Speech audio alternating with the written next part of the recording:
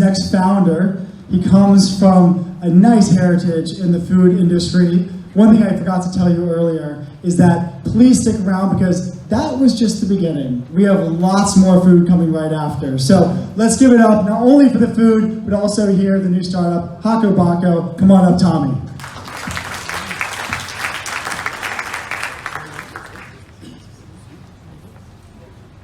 Hello everyone, my name is Tommy, and I'm going to introduce Hakko Bako today. And the purpose of Hakko Bako is to make fermentation easy. So basically anyone working in foods now understands to be competitive you have to sell a culture and tell a story and be unique with your food.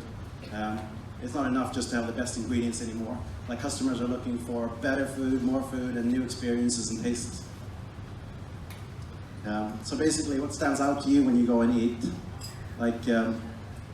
there's all these great foods like cheeses and yogurts and breads, beer and wine, champagne, salamis, soy sauces and chocolates. And the thing they all have in common is they're all fermented.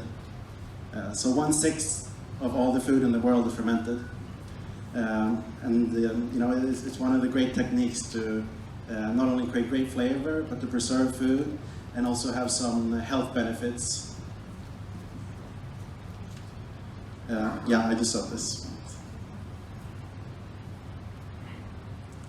So fermentation is nothing new. It's been done in almost every single culture, and it's been done for thousands of years. Before, people fermented, and they did it according to the seasons. So after a big harvest, maybe they would collect the apples and make cider, or make vinegar, and they would put their ferments in the right environment. So for example, cheeses in a wine cave, or kimchi, they bury it under the ground. So this is all to get the right temperature for the ferment. So fermentation is hard and it's time consuming, and but the process can be sped up by having consistent temperature and monitoring it. So at Hakko Bako we want to make fermentation easy, and our first product is professional food service equipment that lets chefs and cafes and hotels create their own fermented foods. Our machine can do temperature control, so both cold and hot, and humidity control. And besides that, it has IoT connectivity, so you can monitor the ferment on your phone, and it can save you a lot of time. For example, chefs and bakers always wake up early in the morning to let the bread proof. But with our chamber, they could keep the chamber cold during the night, and it would heat up automatically in the morning, saving them an hour, and they could put it straight into the oven. And similarly, if they wanted to make a yogurt, they could set the exact right degree and ferment the yogurt at night, and then in the morning it would, the chamber would cool down and it would be ready.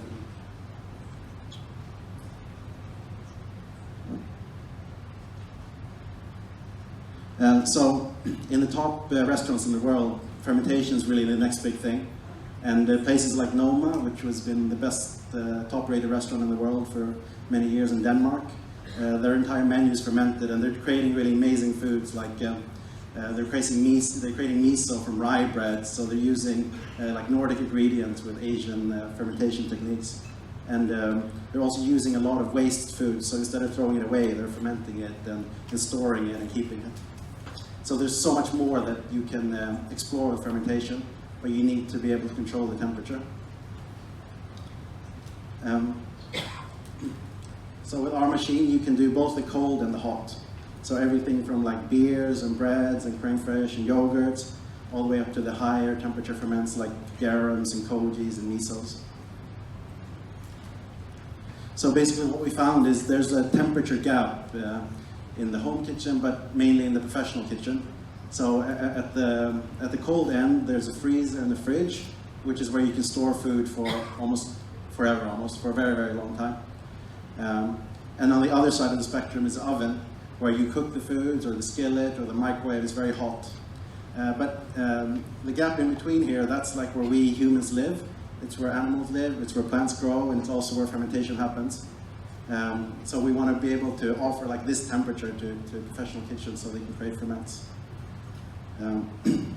After that, the next stage is to make a consumer product. so everyone can create these great flavors and foods at home with an under-counter one or a countertop version. So at the moment, there's no one making this kind of machine. There's either very, very large equipment for like, huge fermentation tanks for beers and yogurts, or it's a lot of DIY stuff. People are building it at home, but there's nothing for like the restaurant kitchen market. So the team is myself and John. We're both originally from Sweden, and John's built many fast-growing companies in Sweden.